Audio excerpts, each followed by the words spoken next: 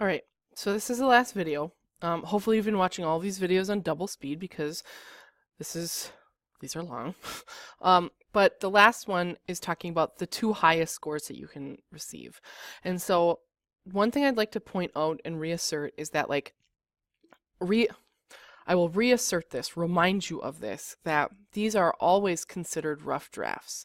These are not considered fully fleshed out, fully complete arguments. That's just not possible in in the 40 minutes that you are provided. So the term that they use here is that it's effective. It's effective, it's an effective rough draft. You're always going to see potential missteps. You might see a grammatical problem. You might see a little bit of a disruption in an organization. My goodness, disruption in an organization. But what it does allow is it allows that and still acknowledge that we can see strength in your writing here. Also, remember what Ms. Haynes said about how many of these that she's provided or that she's scored. Like that I've given 7 9s, right? And that's not because like I'm really hard at my job. Like I'm a hard grader. I do that because that's the expectations of College Board. 9s are reserved for the absolute top of the top. Okay? 8s are good, just not as strong as 9s. So when we do in-class essays, I never want you to get upset if you get a 7 or a 6, because that means that you're in a good place. 9s, if you don't get a 9, not something to poop your pants about, all right? That if you start at a 7, meaning like if your first in-class essay you get a 7, then let's see if we can push your 7 up to an 8. If you can get to a 9, awesome. But a 9 is literally difficult to achieve. So I don't want you to, it's not impossible, but it's kind of like that holy grail type of thing. All right. So let's take a look at what they say about 8 and 9s. 9 is the top score, but there's a little difference between 8 and a 9, which that's comforting. That always made me angry because they're like, oh, the top score and the not top score. There's little difference between the two. That's super obnoxious. But anyways, both being scores for excellent papers which combine adhere.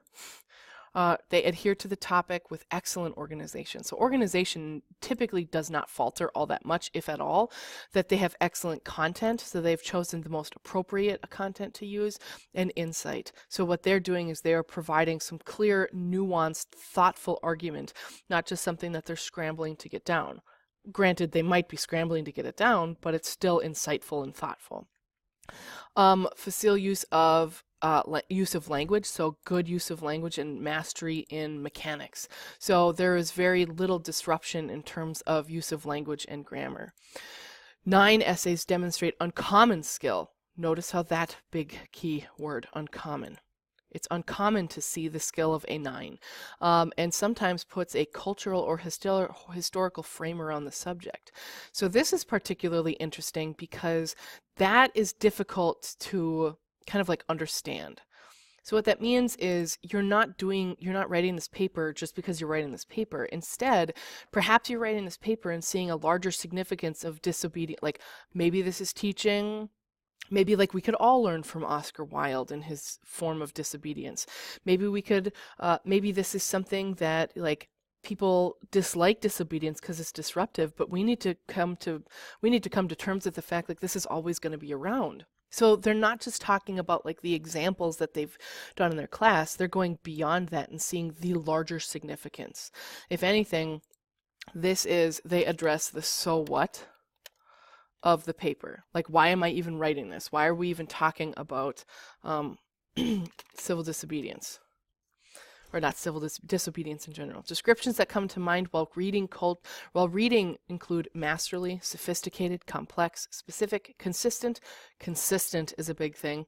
Effective and well supported. So, taking a look at the argument prompt specificities, organization is purposeful and builds. So they have a clear organization structure that they want. Evidence used includes evidence used includes concrete, but also reflects on the evidence beyond the obvious. So you don't just say like, oh, Rosa Parks did a good job being disobedient. You go beyond that. And you saw a little bit of that in a 7, but not as much as that could happen. Warrant is clear throughout the entire essay, not only answers the prompt, but also enlightens reader to greater import. It's not simply an exam answer. So let's take a look. I'm going to let you read the 8 if you'd like to read it, just because I want you to see like what a 9 entails. Again, the only reason I'm showing you this 9 is just so that you understand what we're talking about in terms of like how good this is. The 8 is equally good, but the 9 is like above and beyond. This is incredible. Okay, I would never, like, I don't even think I could write a 9 in 40 minutes. But let's take a look. Disobedience is a natural human reaction to oppression. So, I don't know what's going on there. Already, the student has narrowed down their position. Disobedience is a response to oppression, not just social change, but oppression, like something and he says it's a natural human reaction, but it doesn't happen just because there are rules. It happens specifically because there is oppression happening because of this, because of these rules. Even in our youngest years, disobedience has a major impact on our lives, and it is an innate human response to perceived inequality. Again, talking about this concept of oppression, they are continuing it. Whether it's refusing to eat our vegetables or participating in a societal revolution, disobedience challenges established norms and facilitates the changing of our environment. Holy butts. Just think about that. Think about the beauty of that sentence. Like, they're comparing, like, not my son not eating his vegetables because he wants to challenge the norm of eating vegetables and he doesn't want to eat them anymore. But this writer also says that people who are participating in revolutions want the same thing. So what's interesting is that, like, I look at this and I'm like, yeah, actually that makes sense. So they're making a totally appropriate comparison, saying that, like, whether you're disobedient, people are disobedient because they want to challenge the norms and they want change. And look at that verb, facilitates change. Oh my God. Challenges established norms. Oh my God. Good word choice. So let's continue. Through disobedience, systems of inequality are toppled and vast societal progress is made, stressing its value as a vital human trait. Boom. Clear thesis. Notice how they do not identify, like, this is what I'm going to talk about, this first, and then this, or this first, this second, and this third. They don't do that. Instead, they present their position and then they're going to support that position. So let's take a look at where they go. The largest leaps in social progress of mankind have been made through disobedience. Whether through peaceful movements or violent uprisings, societal disobedience has facilitated global change throughout the entire history of human society. So, look at this. They don't just say the American Revolution. They say, in general, we're talking about societal disobedience. So he's talking on a large scale. He or she is talking on a large scale. So unlike the other paragraphs that we've seen where their topic sentences typically include their evidence, this student is using an actual topic sentence where they have an idea. Now they're going to use the evidence to support it. Likely regarded as the single most influential and impactful societal change, the American Revolution War was brought about through widespread disobedience and rejection of an imposed set of rules. Again, look at that word choice. Like, rejection of imposed set of rules. Oh, goodness. This disobedience led to the birth of a new democratic nation that has dominated world affairs for decades. More recently, the civil rights and women's suffrage movements of the 20th century marked the ability of peaceful disobedience to facilitate societal progress. Look at what the student is doing. They are combining the American Revolution, the civil rights movement, and the suffrage movements. Why? Because the topic sentence they're talking about societal disobedience. So they're not saying like this one person, they're talking about large groups of people being disobedient. That's what this paragraph is about. And then the student continues, this is not solely an American phenomenon. Disobedience to Spanish rule in the 19th century led to the creation of many autonomous nations in Latin America, and peaceful resistance by Gandhi in the 20th century guided the nation of India towards independence. These incidents of disobedience have changed the makeup of society, clearly demonstrating the value of disobedience as a vehicle to social change, societal change. So this is a really great paragraph because they say societal disobedience. They briefly mention American stuff, but it's because they don't need to provide a ton of background. And then they even transition and say, like, societies all over the place have been doing this. Spanish rule in Latin America and in India. And I know somebody's saying, like, oh, how'd they know that? I bet you it's because they paid attention in their classes, or I bet it's because they read books. So then, if we continue to this one, let's see how they're going to shift in what they're going to talk about now, since they've pretty much exhausted what other paragraph or other papers have discussed.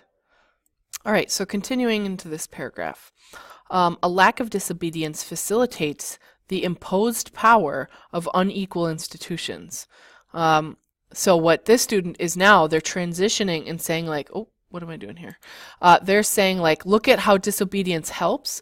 Look how a lack of disobedience, I'm going to talk to you about the opposite now, the lack of disobedience, and how that actually continues inequality. So they continue, when a lack of dissent or discussion exists or is forced upon a society, this allows tyrannical regimes to flourish. Also, can we just say that that is a beautiful sentence? Lack of dissent allows tyrannical regimes to flourish. Again, these are not really intense words. These are just appropriate and specific words that allow for greater understanding. So let's keep going. In Nazi Germany, for example, millions of German citizens, while not in support of Hitler's regime, were not willing or too frightened to take action. This allowed for totalitarian rule and facilitated the calamitous Holocaust. When no common citizens united on a large scale to fight against an unequal institution, widespread murder, disenfranchisement, violence, and injustice were permitted to occur. Look at this. The student paints a very clear picture of the importance of disobedience. He says people didn't disobey, perhaps because they weren't willing, perhaps they were scared, but regardless, nobody disobeyed. So he or she continues. This serves as a testament to the value and necessity of social disobedience as a rejection of injustice and prevention of tyranny. So this student is acknowledging a very, very, they're not just making disobedience is good. They're actually showing me how disobedience is not just good, a lack of it is dangerous. So they are making a more nuanced argument. So let's continue. It is vital to recognize that constant disobedience is almost equally harmful to society progress as is the absence of disobedience. Oh, look at that. Nice, strong understanding, nice organization. They start with, look at, disobedience is good. And then they say, a lack of disobedience is bad. And then they say, but be careful, constant disobedience is just as bad as no disobedience. So this is a really complex argument, a mature argument that the student is making.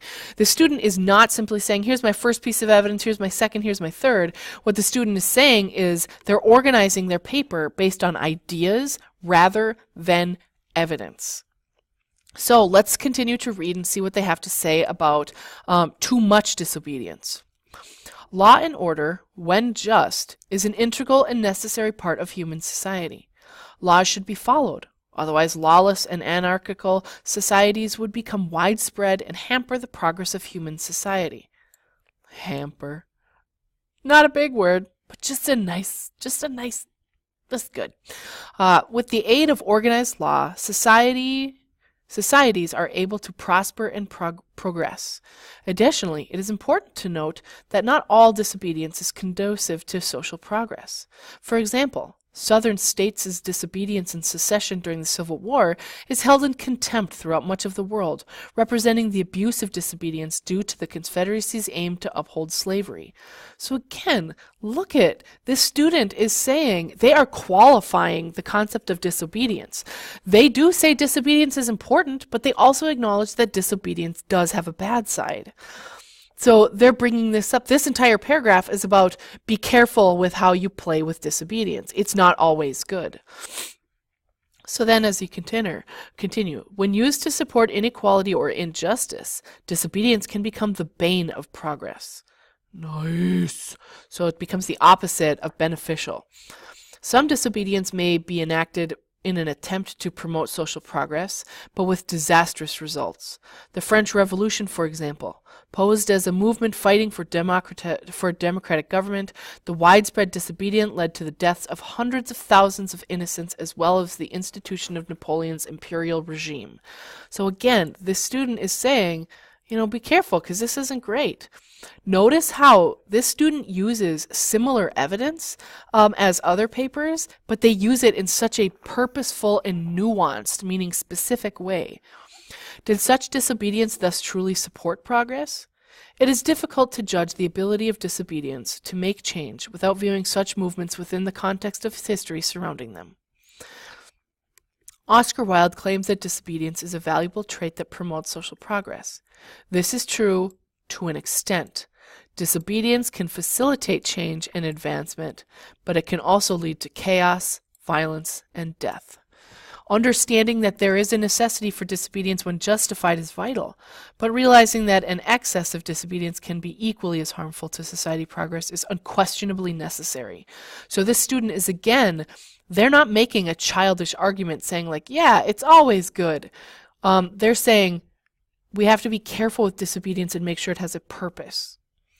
Disobedience dictates the fine line between anarchy and tyranny. Regardless of its impacts, it is clear that disobedience is the something to making change. As a human trait present in all of us, the tendency to disobey is something that must never be relinquished. It is undeniably valuable, catapulting our species ever forward in our continued struggle for progress. This definitely deserves a 9. Okay? The evidence that's provided, let me just be honest. Like, the evidence is fine, but the way the student uses the evidence is so purposeful. And I also want to point out that, like, this cultural and historical frame around the subject is present at the end of the paper. The student does talk at the end of the paper, like, this is something that all humans need to keep in mind. Like, we're always looking to move forward, so disobedience is always going to be present. They're not just saying, like, they're not just saying, yeah, Oscar Wilde said it's a good thing. They're saying, yeah, it is actually a good thing. That's how we progress forward. The organization, wonderful. Not around evidence, but around ideas. The evidence supports the ideas. The content was good. They had good evidence, but it wasn't the obvious evidence. Like, for example, the French Revolution that was referenced in a couple other papers we saw. Like, this actually talks about, like, the potential drawbacks of this. So they are unique in the way that they use this evidence, and their insight is also purposeful there. So because they're not just saying disobedience equals good, they're saying disobedience equals sometimes good, sometimes bad. So they're talking about the extent. Their use of language was totally appropriate, and I didn't see any major disruptions of mechanics. No, I will say, like, wow, it wasn't perfect in terms of language. They used the word disobedience like 5,000 times. However, in a 40-minute paper, that kind of makes sense. So, like, that would be something that I would pay attention to in an outside of class essay, but since this is a 40-minute essay, it's something that can be easily overlooked because it's not distracting. So this is a great example of a 9. This is a good, solid 9. Hopefully, you were able to watch at least a few of these videos to give you an understanding of how these essays are scored. We will continue in class looking at samples and prompts to make sure we understand the expectations of College Board.